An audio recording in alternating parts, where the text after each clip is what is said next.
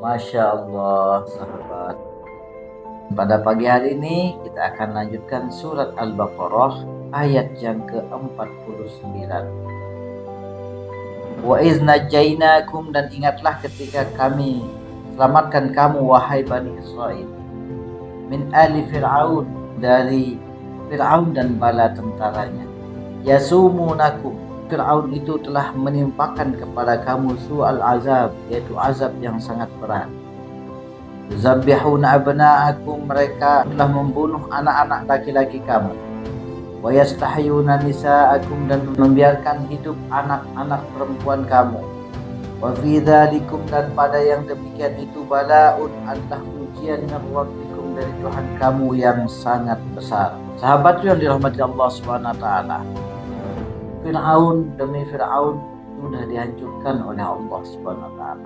Mulai dari Fir'aun zaman Nabi Ibrahim, kemudian Fir'aun berikutnya, sampai kepada Fir'aun di masa Nabi Musa alaihissalam, dan kemudian Fir'aun atau yang dikenal dengan Heraklius di zaman Nabi Isa alaihissalam, di mana pada masa itu Heraklius awalnya meminta penghormatan karena merasa dirinya diberikan jabatan yang tinggi. Kemudian penghormatan tersebut dirubah menjadi penyembahan karena merasa dirinya berkuasa. Yang awalnya dia hanya pemimpin biasa, tetapi kemudian ketika dia mulai diktator, maka mulailah dia memerintahkan rakyatnya untuk menyembahnya. Itulah sebabnya bahayanya ketika seorang pemimpin menghilangkan sifat kepemimpinannya kemudian berubah menjadi kekuasaan. Maka ketika Fir'aun sudah mulai berkuasa, perintah pertama setelah Fir'aun bermimpi, ada seorang laki-laki yang akan membunuh dia. Dia membuat satu peraturan bahwa setiap bayi yang lahir harus dibunuh. Saat ini anak-anak itu tidak dibunuh setelah lahir, tapi mereka dibunuh sebelum lahir. Dikuranginya angka kelahiran bayi, baik laki-laki dan perempuan. Kalau di zaman Fir'aun, bayi yang dibunuh bayi yang sudah lahir, dan khusus bayi laki-laki. Jika kita melihat di saat ini, bibit-bibit atau sel telur manusia itu dibunuh sebelum mereka lahir ke dunia ini. Kira-kira kejam mana Fir'aun apa manusia sekarang ini? Dalam satu mafhum ayat, dan janganlah kamu membunuh apa yang ada di dalam rahim wanita atau rahim istri-istrimu. Karena apa? Takut jika nanti tidak dapat makan. Padahal Allah Subhanahu wa taala telah memberikan jaminan dengan takdir manusia masing-masing berupa rezeki, ajal dan jodohnya. Fir'aun telah menimpakan kepada Bani Israel pada saat itu dengan azab yang sangat berat. Wa bi dzalikum bala'un min rabbikum azim. Dan pada yang demikian itu adalah ujian yang berat bagi kamu wahai Bani Israel. Semakin hari dunia ini semakin tua, ciri-ciri kiamat semakin dekat. Seperti hanya Panji Gumilang, tapi dengan kekuasaan dan kemampuannya justru mulai menyelewengkan makna dan tafsir Al-Quran. Nanti di akhir zaman, di antara 1000 ulama itu hanya satu yang selamat dari fitnah Dajjal. Dan ini merupakan ujian besar bagi umat akhir zaman. Banyak sekali orang-orang yang mengaku dirinya nabi, tidak mengaku nabi tapi mengaku ulama, tapi justru menyalahgunakan amanah yang Allah berikan kepada mereka berupa ilmu. Allah berikan dia karunia untuk membuat pondok pesantren besar. Mereka menyelewengkan perintah Allah Subhanahu wa taala, menyelewengkan makna dan tafsir Al-Quran. Ini adalah fotokopi orang-orang munafik dan fasik, di mana makna-makna ayat Al-Quran dia pahami dan diamalkan dengan nafsunya sendiri. Padahal Al-Quran itu sudah jelas-jelas memberikan petunjuk yang nyata kepada umat ini. Kalau pemimpin-pemimpin yang menyelewengkan amanah, maka mereka adalah fotokopi daripada Fir'aun. Ulama-ulama kita dipenjarakan, didiskriminasi, maka ini adalah fotokopi dari Fir'aun. Dan jika ada ulama yang semaunya menerjemahkan Al-Quran, mentafsirkan Al-Quran dengan nafsunya, maka ini adalah jelmaan iblis. Karena mereka akan menyesatkan banyak sekali umat manusia. Sesat lagi menyesatkan. Dan ini merupakan ujian bagi umat akhir zaman, sebagaimana ujian yang diberikan kepada Bani Israel. Jangan terlalu bangga dengan jumlah kita yang banyak, karena jumlah kita yang banyak tidak akan menjamin kita untuk semakin dekat kepada Allah Subhanahu wa Ta'ala. Justru jumlah kita yang banyak akan menjadi santapan orang-orang kafir, orang-orang munafik dan fasik. Tolak ukur kebersamaan kita adalah dalam sholat berjamaah. Jangan sampai dengan jumlah kita yang besar ini kemudian kita takjub dan kita lalai dari musuh-musuh yang akan menghancurkan kita dari luar dan juga dari dalam. Allah Subhanahu wa Ta'ala berfirman, "Kam min fi'atin qalilatin ghalabat fi'atan katsirah." Berapa jumlah besar dikalahkan dengan jumlah yang sedikit. Ketika umat Islam ini memiliki kuantitas yang semakin besar, maka jangan lupa untuk meningkatkan kualitas kita sebagai hamba-hamba yang beriman. Kita bawa dalam kekuatan berjamaah. Apa yang terjadi sekarang ini adalah merupakan ujian bagi umat Islam. Fitnah di mana-mana. Umat Islam sedang diobok-obok. Umat Islam sedang dipecah belah.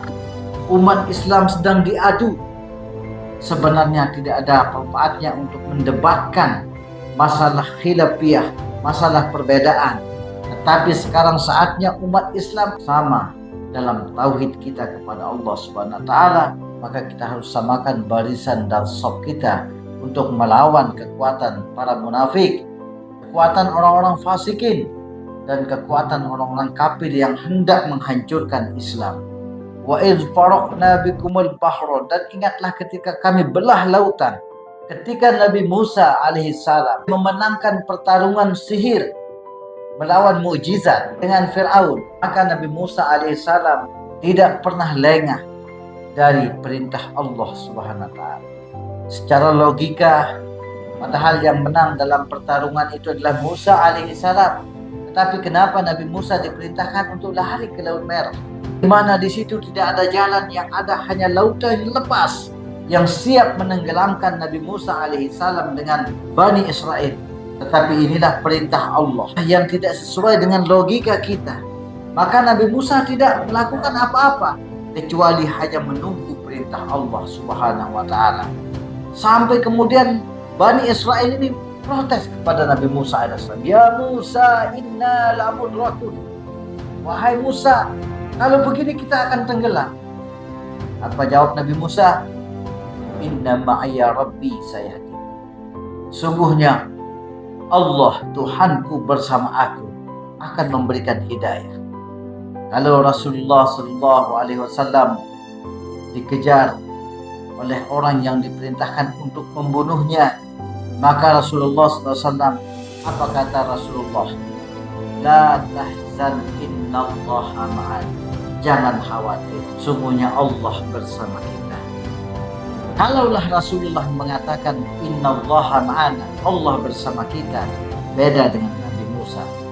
Inna ma'iya rabbi, sesungguhnya Tuhanku bersama aku. Apa bedanya kita dengan aku? Karena Nabi Musa dia berdakwah sendiri umatnya, sedangkan Rasulullah berdakwah sama-sama dengan umatnya. Itulah sebabnya kalau Nabi Musa mengatakan Tuhanku bersama aku, karena Nabi Musa berdakwah sendiri, umatnya tidak berdakwah. Tetapi kalau baginda Rasulullah SAW, di samping beliau berdakwah, juga umatnya ikut berdakwah. Disinilah letak kemuliaan daripada dakwah.